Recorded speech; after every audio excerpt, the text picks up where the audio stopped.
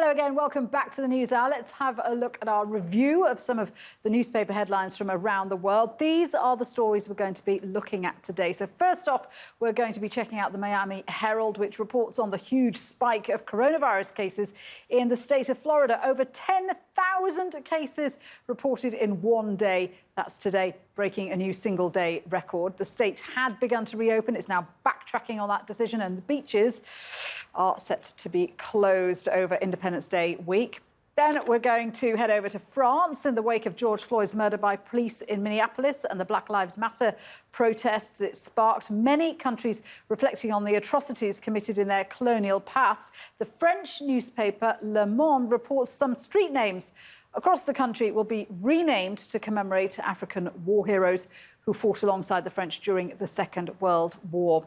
And finally, well, she's kept pretty much under the radar since the death of the disgraced financier Jeffrey Epstein, who was charged with sexually exploiting and abusing dozens of underage girls. New York Times is reporting that his former girlfriend and longtime associate Ghislaine Maxwell, now arrested on criminal charges linked to that alleged sex trafficking operation. So, to talk through all of this are Miami Herald journalist Jacqueline Charles and French journalist and commentator Nabila Ramdani. Good to have both of you with us. Thanks for joining us, ladies. Let's start with Miami then, Jacqueline. Coronavirus, huge spike in cases. What on earth's happening over there? Yes, there is a huge spike in cases, and I have to tell you that people are really worried. We've seen decisions that have been taken now that you have to wear masks. No late night dining from the hours of midnight to 5 a.m. We even had a story about no lap dances. I think people have just gotten complacent. And once, the confinement was over, everybody's just taken to the streets. But one of the things that we're seeing in the United States is reports that young people are driving up these numbers because they're socializing. So here in Miami, this is what I'm hearing as well, Jacqueline. I love this idea of blaming the young people. It's always a good place to start. So what is it, because they're going out and partying? Is that what's happening? You've seen social media. They are definitely partying. There was a story out of Alabama about some party, some COVID-19. The first person who gets infected, they get some sort of reward. I think the young people are just feeling like they're invisible. And what they don't realize is this is the first real pandemic where we are not responsible for other people. We're not responsible just for ourselves. And at the same time, I live in a state where the governor is saying we're not going to go back. We're going to move forward. The economic pressure of reopening. But at some point, where does the rubber meet the road? I mean, when I'm hearing Fauci says that we can start seeing 100,000 infections in a day in the United States, it's very worrying. Oh, my goodness. Yeah, I mean, we sort of, to a certain extent, share those concerns here in the UK and I guess across Europe, Nabila, because we're all slowly reopening. Our pubs in the UK reopening on Saturday. What are your thoughts? I mean, can you continue to social distance and still do things like go out to restaurants?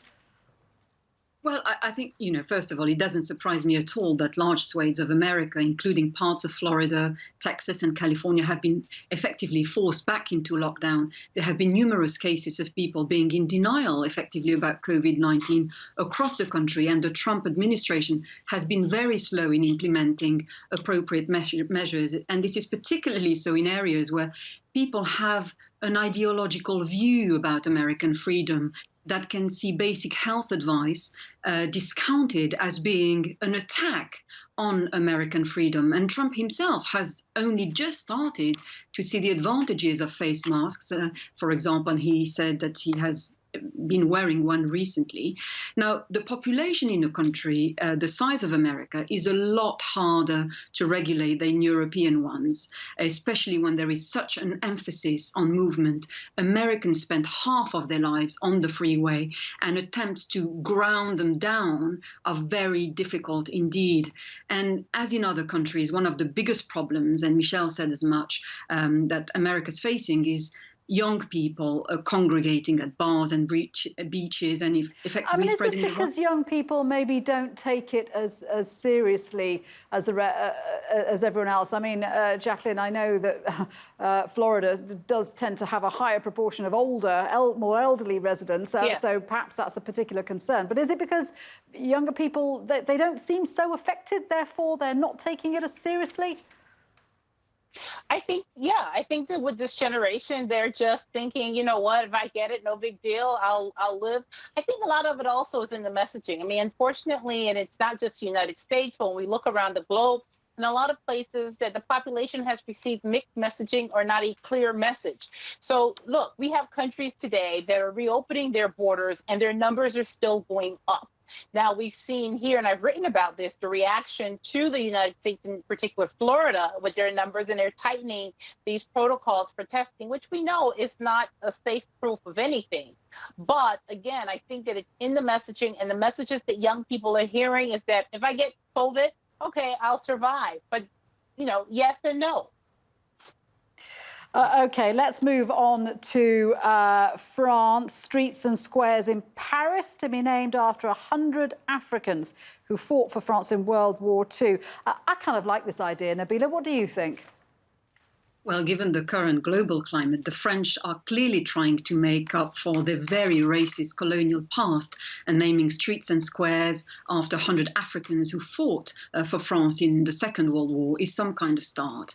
And about 400,000 came from Africa, including countries such as Algeria, Morocco, Tunisia, more than 70,000 from Senegal and other sub-Saharan colonies. The reality is that these huge numbers of French army soldiers from the African and North African colonies involved in the liberation of Paris at the end of the war were treated disgracefully to the extent that they were not even allowed to join the victory parade on the Champs-Élysées. And all the pictures from the time tend to show smiling white soldiers rather than the Arabs and Black Africans who actually did so much of the fighting. They were and this is part of the bigger argument about, you know, we are not properly talking about and teaching Black history in terms of the huge achievements and support and help that these nations gave. Maybe something like what's happening in France will go some way towards starting to redress that balance. Well, I mean, these soldiers were literally at the forefront of the fighting throughout the war, but they never got the recognition or indeed the social security and pension rights as their white counterparts. For example, more than 400,000 Africans in de Gaulle's Free French Forces took part in the Allies' landings in the south of France in August 1944. And they were massively involved in heavy fighting, and they helped liberate cities like Toulon and Marseille. They were crucial, these victories, to oust Nazi German forces. So again, naming streets after those brave soldiers, is a start. It fits in with the Black Lives Matter agenda, but far more could be done to fight racism so as to make a country like France a more tolerant, welcoming place for immigrants and indeed ethnic minorities who were born there and have lived all their lives there, or indeed for decades. And remember, this is also a country where far-right politicians like the Le Pen family do extremely well at elections despite their openly racist agendas. And Jacqueline, this is something we've also seen in parts of the US, isn't it? Renaming streets, removing statues and monuments which are seen to hail to a past that we shouldn't be celebrating. What do you make of it all? Well, the debate in the United States, and we're starting to also see this in the Caribbean, which is to take down these statues. We saw it with the Confederate statues in terms of the Civil War in the United States. We're seeing it here with Christopher Columbus, and there's a movement also building in the Caribbean. And I'll tell you, last week when I covered this issue, I had the Haitians say to me, listen, we threw Christopher Columbus in the water, in 1986. And what France is doing raises another discussion, which is, okay, so we are naming these streets, but are we teaching Black history? And the Haitians will also say, well, what about, 1804 with Haiti and the $21 billion that Haiti had to pay France in order for its freedom? When this issue was raised in 2004 by President Aristide, there are people who say that helped perpetuate, his removal faster. But I think that if the countries really want to deal with the colonial legacies and the racism, they're going to have to do more than renaming streets or capitalizing Black that we're seeing here in the United States, but they're going to have to really come up with some substantive things to really address some of these issues that deal with racism, because it's not always black and white. It's very subtle, it's nuanced, but you really have to really tackle it outside of the protests and outside, of the protests of the moment.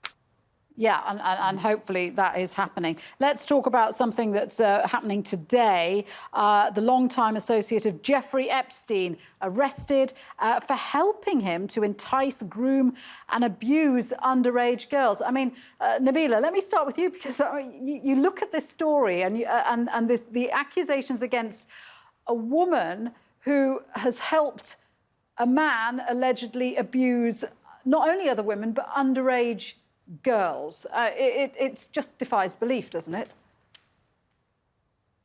Well, I mean, her arrest today came absolutely right off the blue. Nobody knew where she was, despite her being involved in the most explosive crime scandal possible, and one that involves the super rich, including British royalty. And it started to look like the British socialites and heiress might be untouchable, but the FBI never gave up, and she was arrested in a small town in New Hampshire. We know that the FBI are also very keen to meet up with Prince Andrew. So I suspect he'll be extremely worried at the moment, especially if Ghislaine Maxwell chooses to give evidence that might implicate him further. But as you said, the charges against Maxwell, the charges that she's facing are very serious indeed and could see her jailed for years if found guilty. But beyond this, we absolutely have to think about her alleged victims, which in the end were children as young as 14. Yeah, absolutely. And Jacqueline, Nabila mentioned royalty there. Obviously, there are the FBI have criticised the British Prince Andrew for not helping them or coming forward and speaking to them. In the US, what do the media make of this? Do they think Ghislaine Maxwell may come up with other names who might be associated with this? Well, my colleagues and we at the Miami Herald, we take credit for this renewed interest in Epstein, because we spent over a year investigating and bringing it back to light because of Acosta when he was named by the Trump administration. I have to tell you, personally, I'm fascinated. I want to read the book. I want to know where she's been, what she's been doing. Why is it that it took so long to find her? Because I, like Nabila, was surprised today. And I was at some point giving up on the idea that they were going to pick her up. But here in the United States, apparently she was living in a place that she'd bought with cash under a shell company or something like that. Yes, and well, we know about the Panama Papers. You can always get the shell companies' names, right? But there's a lot of interest in this case. I mean, even up until the whole death surrounding, Epstein last year, August. So I think there's going to be a lot of interest. And there's a lot of interest in Prince Andrew and what's happening in terms of his role and what he knew and what he didn't know. Yeah, it's going to be interesting to see that whole investigation and what comes out behind it. Ladies, thank you very much indeed for joining us on Behind the Headlines, Jacqueline and Nabila.